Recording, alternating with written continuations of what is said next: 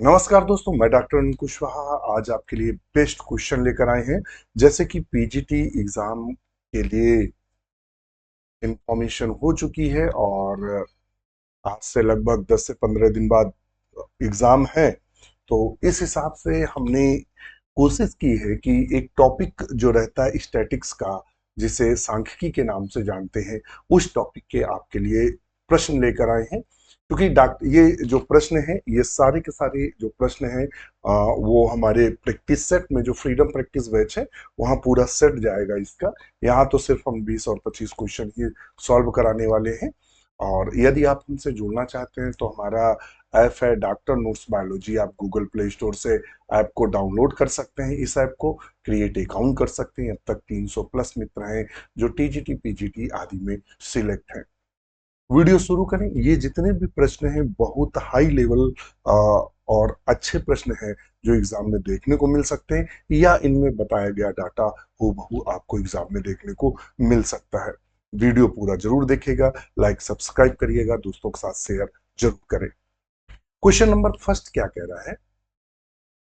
Question number first कह रहा है the value that occurs most frequently in the data set is called. कहता है डाटा सेट में सबसे अधिक बार आने वाली वैल्यू को क्या कहा जाता है। मतलब कोई वैल्यू है, जैसे मान लेते हैं 4 4 4, मतलब लिखा है 5 6 3 और 4 4 6 2 1, सबसे कौन आ रहा है 4 4। तो इस तरह की कहता है कि जो बार बार वैल्यू आती है उसे हम किसके नाम से जानते हैं? तो कहता मीन के नाम से जानते हैं। हिंदी इंग्लिश इसको काफी समय लगा, इसको हिंदी इंग्लिश दोनों में कन्वर्ट करना पड़ा, चूंकि जो स्टैटिक्स होती है बायोलॉजी स्टूडेंट की हरदम कमजोर होती है, अच्छी स्टैटिक्स नहीं होती है, तो इसलिए इसको समझने में आपको दिक्कत ना हो, इसलिए हिंदी इंग्लिश दोनों का प्रयोग किया है। तो मीन क्या होता है या माध्य क्या होता है? तो माध्य हम आपको बता दें कि जो सभी संख्याएं होती हैं, ध्यान में रखना, जो सभी संख्याएं होती हैं उनका औसत, उनका जो औसत होता है, औसत, वह माध्य कहलाता है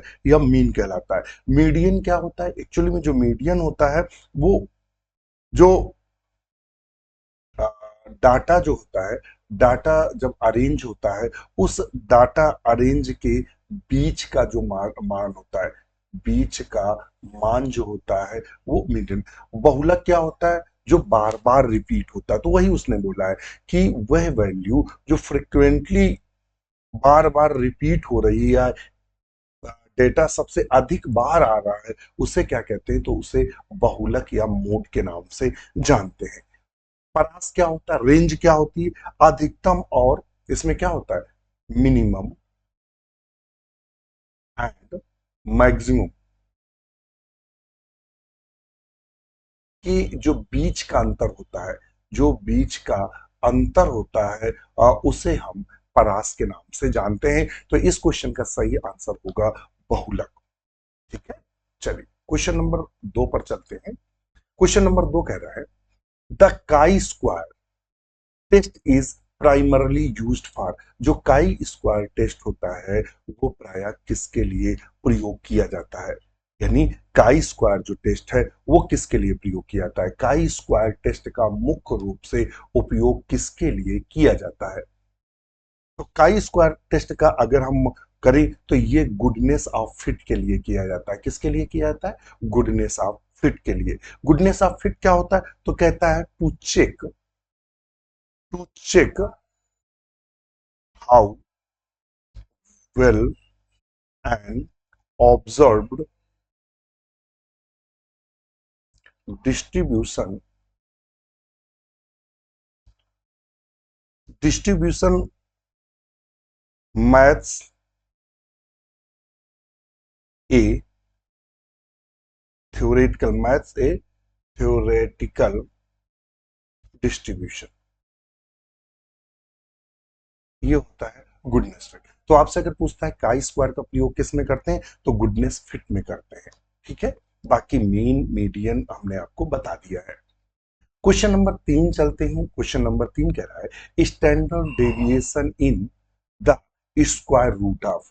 कहता मानक विचलन स्टैंडर्ड डेविएशन किसके वर्गमूल होता है? ये किसके वर्गमूल होता है? ठीक है, तो ये किसके वर्गमूल होता है? तो ये वेरिएंस जो होते हैं उनके वर्गमूल होता है, प्रसरण के वर्गमूल होता है। ठीक है, इसमें क्या होता है? इसमें डाटा का जो फैलाव है, डाटा का जो फैलाव है उसको मापा जाता है, उसको मापा जाता है। यानी जो डाटा है, मान लेते हैं बहुत डाटा है, कुछ इधर है कुछ उधर, जो चारों तरफ डाटा फैला हुआ है उसको क्या करते हैं, उसके फैलाव को मापा जाता है वेरिएंस के द्वारा। और ध्यान में रखना, ये जो होता है ये क्या होता है? धनात्मक वर्गमूल होता है, यानी पॉजिटिव का वर्गमूल होता है। किसका होता है? पॉजिटिव। तो ये धनात्मक का वर्गमूल होता है, वर्गमूल होता है, यानी पॉजिटिव स्क्वायर रूट बोलते हैं इसको। क्या बोलते हैं? पॉजिटिव स्क्वायर रूट होता है। ध्यान में रखना, पॉजिटिव स्क्वायर रूट होता है। अब ये होता है क्या? एक्चुअली में स्टैंडर्ड जो डेविएशन होता है इसको सिग्मा के द्वारा प्रदर्शित करते हैं, equal to under root variance के अंडर रूट होता है। वही पूछा है कि इसमें किसका वर्गमूल होता है, तो वेरिएंस। फार्मूला क्या है? एच डी, यानी स्टैंडर्ड डेविएशन। और स्टैंडर्ड डेविएशन को किससे दिखाते हैं, प्रदर्शित करते हैं? तो ये सिग्मा से प्रदर्शित करते हैं, is equal to under root variance. या अगर इसको दूसरे रूप में लिखना चाहें तो आएगा variance is equal to sigma का स्क्वायर। ठीक, ये आएगा। अगर हमें ध्यान में रखना, यदि हमें प्रसरण या वेरिएंस पता है तो उसका वर्गमूल निकालकर हम स्टैंडर्ड डेविएशन का पता लगा सकते हैं। तो ये ध्यान में रखना, उसने पूछा है कि जो स्टैंडर्ड डेविएशन होता है वो स्क्वायर रूट ऑफ किसका स्क्वायर रूट होता है, तो धनात्मक वर्गमूल का स्क्वायर रूट होता है। तो आप अगर यहां देखेंगे तो फार्मूले में अंडर रूट वेरिएंस आता है। अंडर रूट वेरिएंस का मतलब क्या है? ये तो ऑप्शन बी है। किसका अंडर रूट आता है? तो वेरिएंस का अंडर रूट आता है। ठीक है, तो ऑप्शन हम क्या सही करेंगे? तो वी। ये थोड़े से क्वेश्चन ऐसे हैं कि फैक्ट लेवल पर निर्भर करते हैं, तो इसमें बहुत दिमाग नहीं लगाना है, डायरेक्ट समझना है और डायरेक्ट आंसर करना है। ठीक है, क्योंकि मैं वो चीज समझ रहा हूं कि सबसे ज्यादा यहाँ जो दिक्कत होती है वो ये होती है बायो वालों को, स्टैटिक्स उनकी कमजोर होती है, तो इसीलिए थ्योरेटिकल क्वेश्चन बहुत पूछते हैं। दो तीन क्वेश्चन थ्योरेटिकल होते हैं तो उनको हम गलत ना करें। क्वेश्चन नंबर होता है 4। कहता है व्हेन टू वेरिएबल, दो प्रसरण है या दो वेरिएबल है, इंक्रीज इन सेम डायरेक्शन, मतलब दोनों एक ही डायरेक्शन में, मान लो जैसे ये है इसी डायरेक्शन में दोनों इंक्रीज हो रहा है। अगर एक बढ़ रहा है तो दूसरा भी साथ बढ़ रहा है। मान लेते हैं ए और बी दो वेरिएंस है, अगर ए इधर बढ़ रहा है तो बी भी सेम दिशा में, ए जितना बढ़ता जा रहा है बी भी साथ साथ बढ़ता जा रहा है।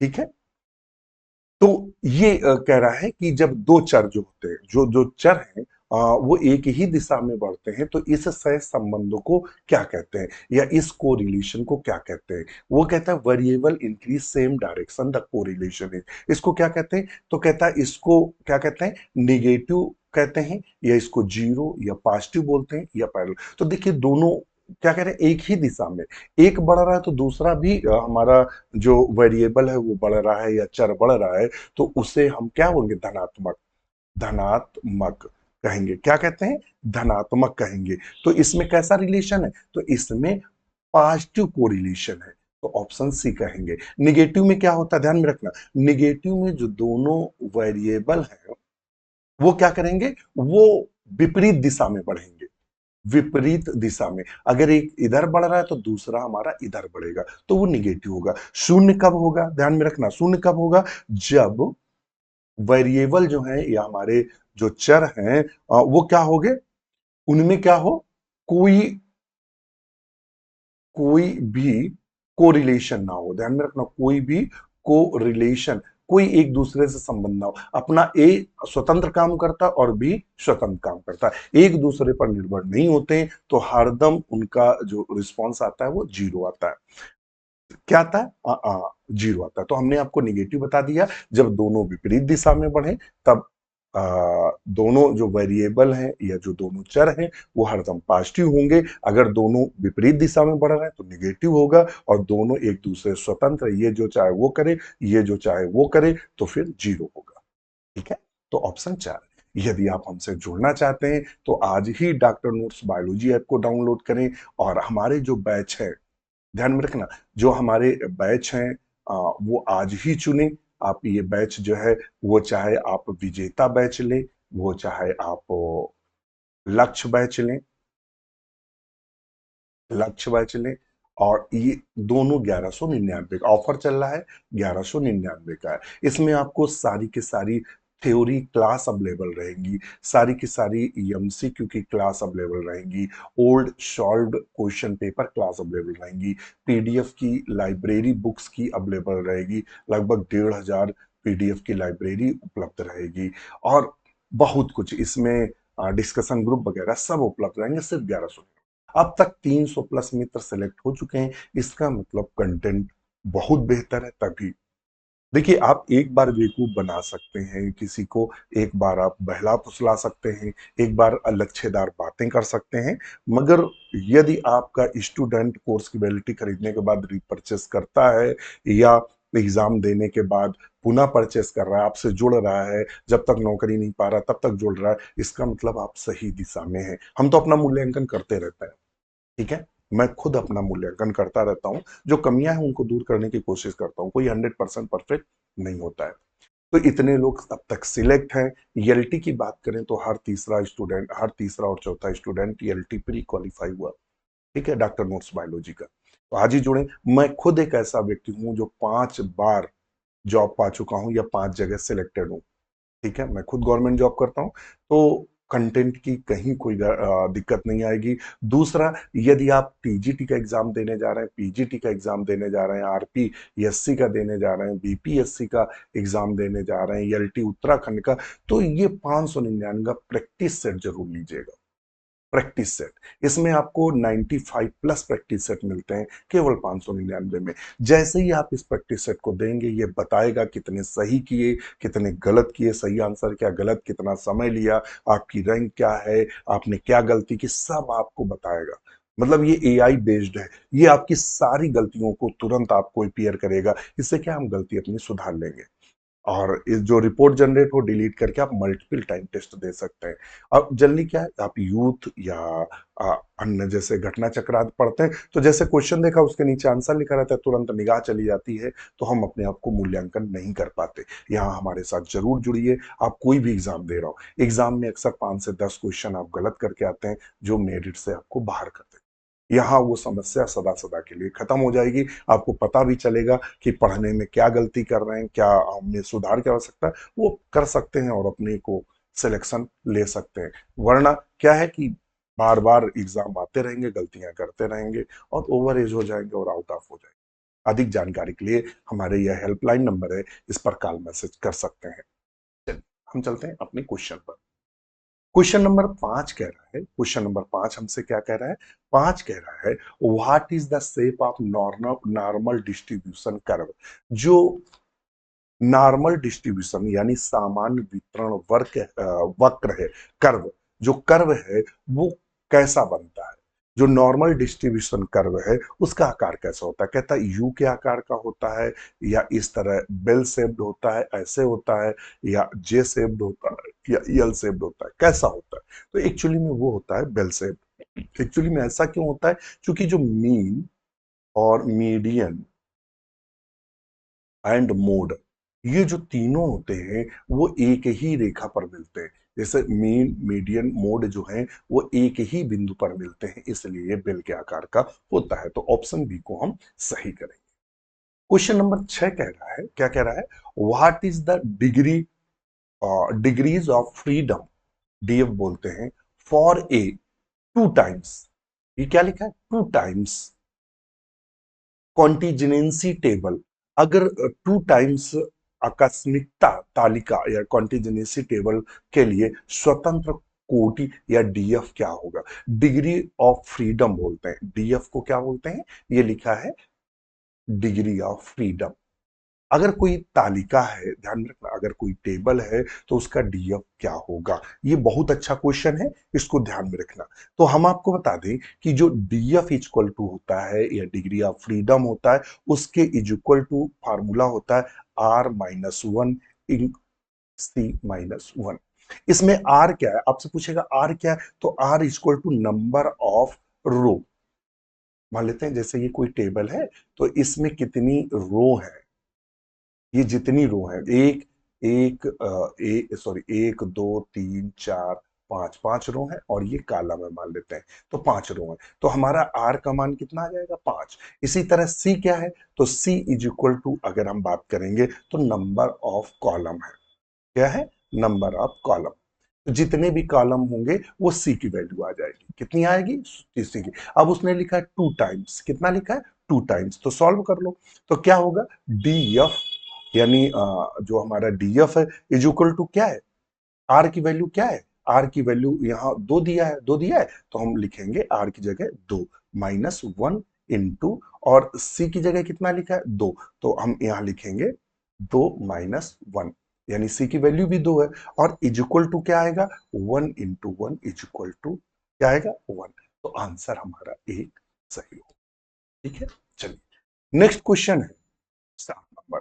कहता है which graphical method is most useful for the representing continuous biological data, निरंतर जैविक डाटा। मतलब जैसे हम ये कहाँ होता है, तो जब आप एमएससी करते हैं तो सब पढ़ाया जाता है। ये एक्चुअली में रिसर्च में बहुत यूज होता है। आप कोई शोध कार्य कर रहे हैं, पीएचडी कर रहे हैं या रिसर्च कर रहे हैं, या एसआरएफ है, सीनियर रिसर्च फेलोशिप है, या जेआरएफ है, जूनियर रिसर्च फेलोशिप है, किसी लैब में काम कर रहे हैं, तो वहां जो डाटा कलेक्शन होता है, कहता डाटा जो कलेक्शन होता है, आप किसी भी जीव का डाटा कर रहे हैं कि कितने लंबी चोंच वाले जीव, मान फील्ड वर्क है या लैब में कर रहे हैं, कितना कौन हाइफी बढ़ रहा है फंगस में कर रहे हैं, तो कहता है कंटिन्यूअस बायोलॉजिकल डाटा को दर्शाने के लिए कौन सा ग्राफिकल का प्रयोग करते हैं। यहाँ ग्राफ दिए, कहता है पाई चार्ट। पाई चार्ट कैसा होता है, जो आपने इस तरह का बना देखा होगा कहीं कहीं, ऐसे पाई चार्ट, या हिस्टोग्राम या पिक्टोग्राम या लाइन ग्राफ। क्या करते हैं, अगर हमें कंटिन्यूअस बायोलॉजिकल डाटा को प्रदर्शित करना है तो किस चार्ट का प्रयोग हम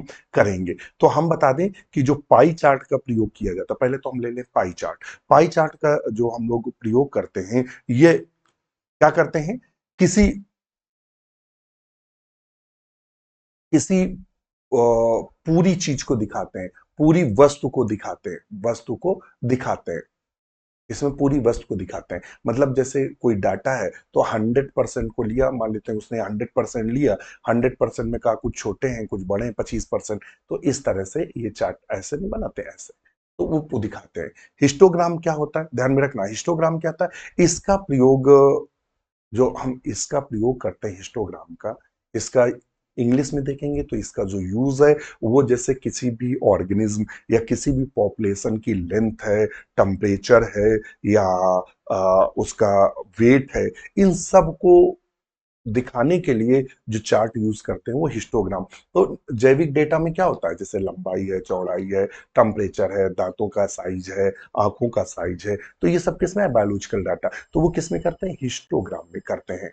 पिक्टोग्राम क्या है, पिक्टोग्राम में अगर हम बात करेंगे तो इसमें हम पिक्चर के माध्यम से, पिक्चर के माध्यम से, और या सिंबल, सिंबल के माध्यम से यदि चार्ट बनाते हैं, सिंबल या पिक्चर का प्रयोग करते हैं, तो पिक्टोग्राम है। लाइन ग्राफ क्या होता है, इसमें समय के साथ होने वाले परिवर्तन दिखाए जाते हैं, इसमें समय के साथ होने वाले परिवर्तन दिखाए जाते हैं,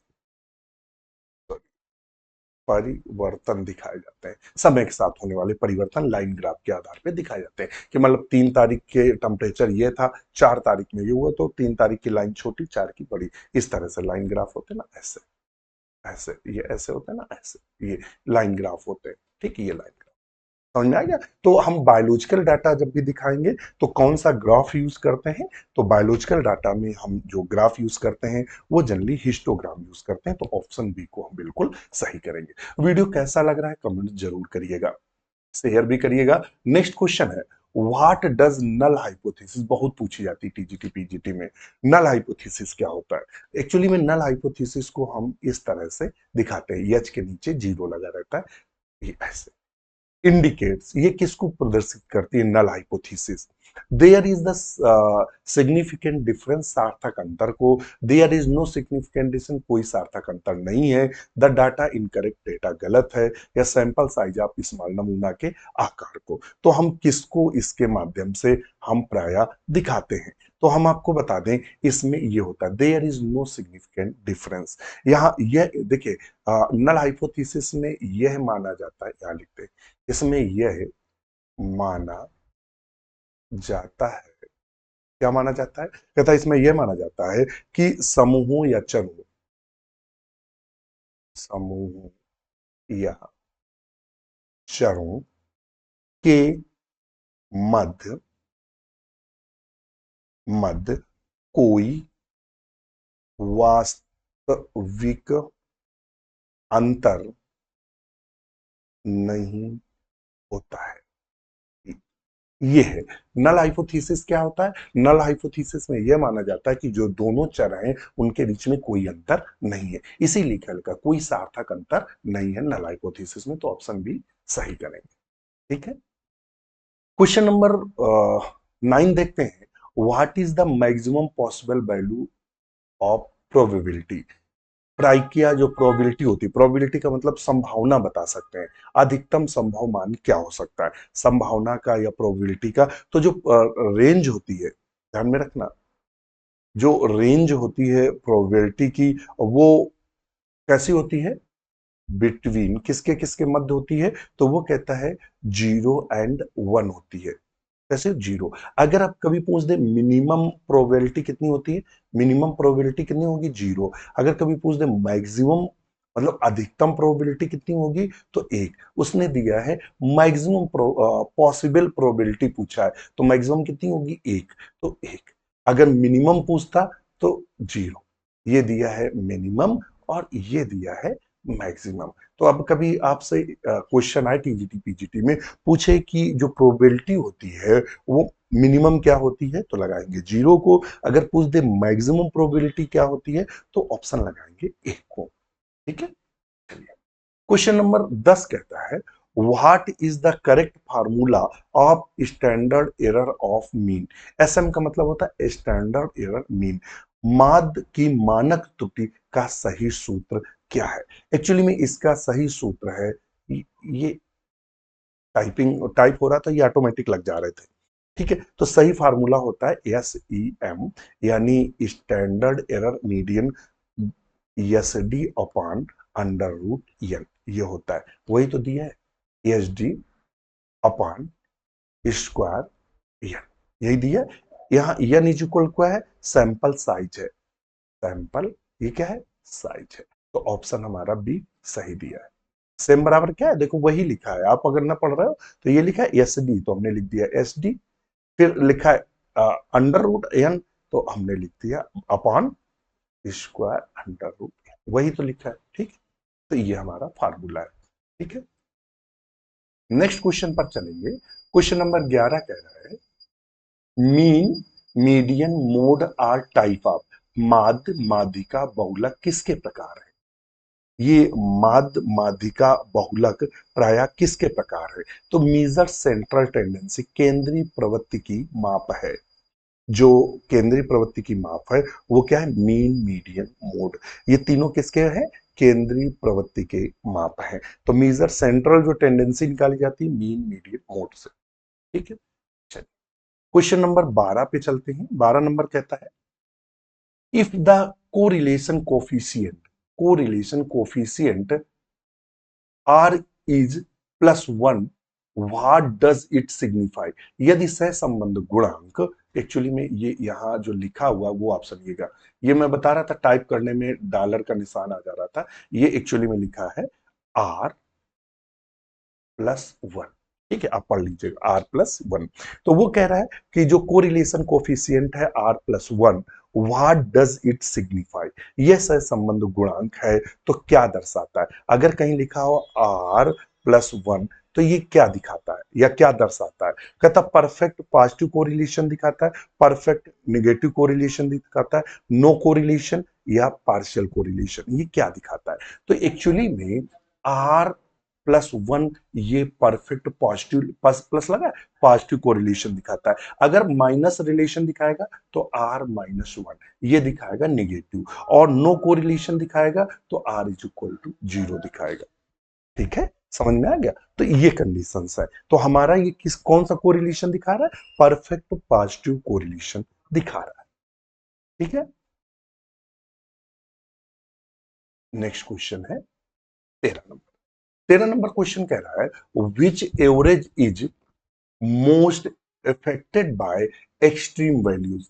कौन सा औसत चरम मानों से सबसे अधिक प्रभावित होता है? कहता कौन सा एवरेज जो हम निकाल रहे हैं वो जो एक्सट्रीम वैल्यूज होती हैं उससे इफेक्टेड होता है या चरम मानों से प्रभावित होता है? कहता है बहुलक प्रभावित होता है, मीडियन या अर्थमेटिक मीन या जियोमेट्रिक मीन, क्या प्रभावित होता है?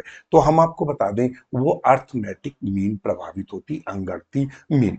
एक्चुअली में इसमें होता क्या है कि जो सभी संख्याएं होती हैं, सभी जो संख्या होती हैं को जोड़कर, हम सभी संख्याओं को जोड़कर उनकी कुल संख्या से भाग दे देते हैं। कुल संख्या जो संख्या होती है 1 2 3 4 उनको सब जोड़ के मान लो 5 संख्याएं जोड़ के भाग दे देते हैं। ठीक है, से भाग देते हैं। तो ये क्या क्या प्रभाव, चरम मान किससे प्रभावित? Arithmetic mean. अब आता है हमारे पास 14 नंबर, कहता है बायोमेट्री शब्द का प्रयोग सबसे पहले किसने किया था? यहां पढ़ेंगे who first coined the term biometry. Biometry शब्द पहली बार किसने दिया था? तो कहता है मेंडल ने दिया था। मेंडल ने किससे संबंधित है? जेनेटिक्स से। तो वो दिया था कार्ल पियर्सन ने, ध्यान में रखना किसने दिया था? कार्ल पियर्सन ने। और कब दिया था? 1901 में। क्या दिया था? इन्होंने एक पत्रिका निकाली थी बायोमेट्रिका, ये पत्रिका निकाली थी बायोमेट्रिका, और इस पत्रिका को उन्होंने मतलब पब्लिश किया। उसी के बाद से ये बायोमेट्रिक शब्द का प्रचलन हुआ। तो अगर पूछेगा बायोमेट्रिक शब्द किसने दिया है तो कार्ल पर्सन ने। ठीक है, नेक्स्ट क्वेश्चन पर चलते हैं। क्वेश्चन नंबर 15 कहता है what is the formula of coefficient variation. जो कोफिशिएंट वेरिएशन का है फार्मूला क्या होता है? एक्चुअली में ये डॉलर को हटा दो, तो इसका फार्मूला होता है कोफिशिएंट, जो C V coefficient variation is equal to होता है S D central deviation upon mean गुणे 100। वही तो लिखा है S D upon mean into 100, यही तो लिखा है। ऑप्शन कौन सा सही होगा? ये। ठीक है, इसी को और कैसे प्रदर्शित करते हैं? सी वी, और स्टैंडर्ड डेविएशन को हम लोग पहले किससे बता चुके हैं? सिग्मा से प्रदर्शित करते हैं। और मीन को किससे प्रदर्शित करते हैं? तो इस संरचना से गुणा 100। चाहे ये लिख दो चाहे ये लिख दो, दोनों सही है। तो हमारा ऑप्शन ए सही है। क्वेश्चन नंबर 16 क्या रहा है? To calculate the median in what order must the data be arranged. माध्यिका की गणना करने के लिए डेटा को किस क्रम में व्यवस्थित किया जाता है? अगर हमें माध्यिका निकालनी है, मीडियन निकालना है, तो डाटा को हम कैसे अरेंज करेंगे कि हम उसका मीडियन निकाल सकें या माध्यिका की गणना कर सकें? तो कैसे करते हैं? तो उसमें कहता है कि मीडियन निकालने के लिए जो डाटा होता है, डाटा को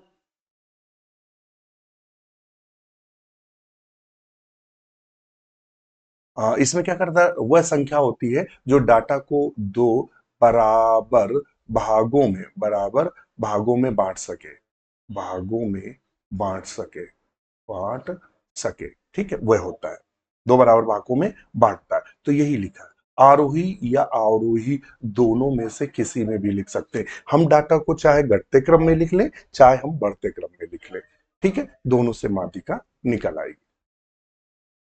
क्वेश्चन नंबर 17 है, कहता है giving every member of population an equal chance being selected card. जनसंख्या प्रत्येक सदस्य को चुने जाने में समान अवसर देता है। मान लेते हैं कोई पॉपुलेशन चुन रहे हैं, हमें डाटा निकालना है पॉपुलेशन का, तो कहता है हम क्या कर सकते हैं डाटा निकालने में? कहता है कि पर्पसफुल सैंपलिंग करते, उद्देश्यपूर्ण सैंपलिंग करें, या रैंडम मतलब बीच में से कोई एक उठा लें, या सिस्टमेटिक सैंपलिंग करें, या क्लस्टर सैंपलिंग। तो वो है कि जनसंख्या के प्रत्येक सदस्य को चुने जाने का समान अवसर देने के लिए रैंडम सैंपलिंग करते हैं। इसमें क्या होता है, इसमें भाग्यवश सिलेक्शन हो जाता है, या मतलब इसमें पक्षपात होने के चांस नहीं रहते। मान लो जैसे एग्जाम्पल के लिए जैसे लकी ड्रा निकालते हैं, तो पर्चियां डाल दी, उनमें से आपका चुपचाप हाथ डलवाया गया किसी बच्चे का, बोले एक पर्ची निकाल दो। This is random sampling, random निकाल लिया, तो भागवत जिसके किस्मत में हुआ चला गया, दिस रैंडम सैंपलिंग।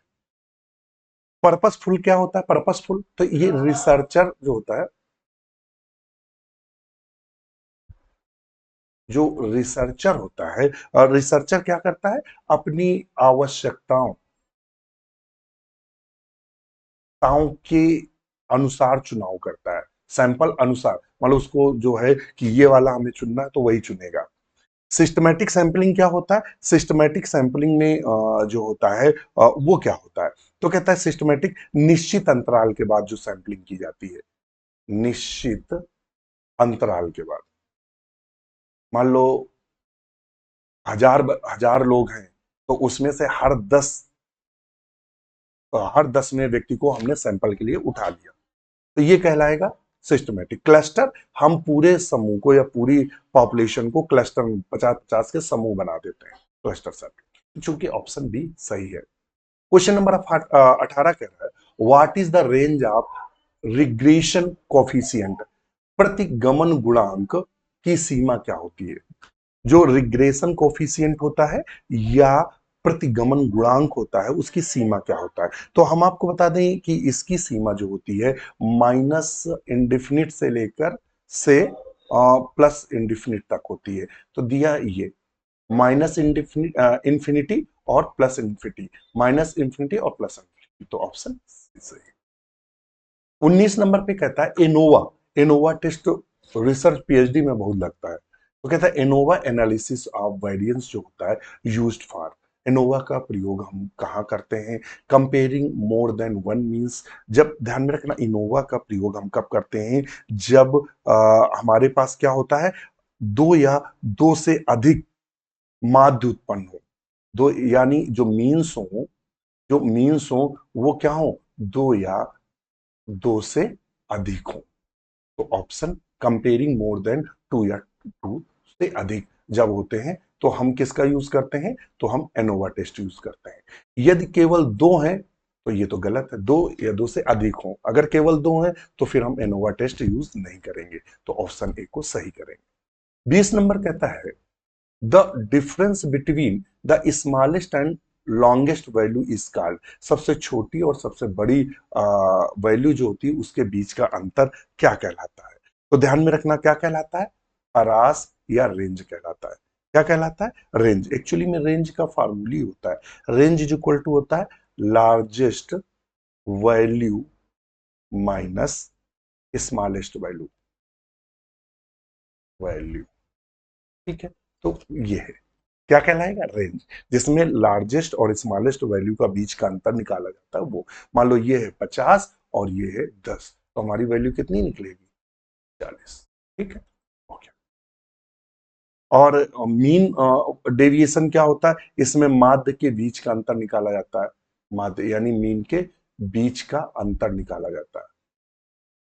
और इसमें क्या होता है, डाटा जो है हमारा, जो डाटा है उसकी मीन से कितना फैलाव हो रहा है वो निकालते हैं, ठीक है।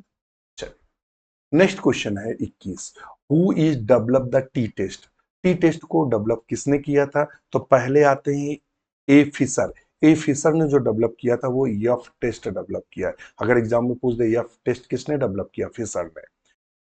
गोसेट ने क्या किया है, तो सही आंसर है गोसेट, टी गोसेट ने डेवलप किया। कार्ल पर्सन ने क्या किया था, तो कोरिलेशन कोफिशिएंट किया था, कोरिलेशन कोफिशिएंट किया है।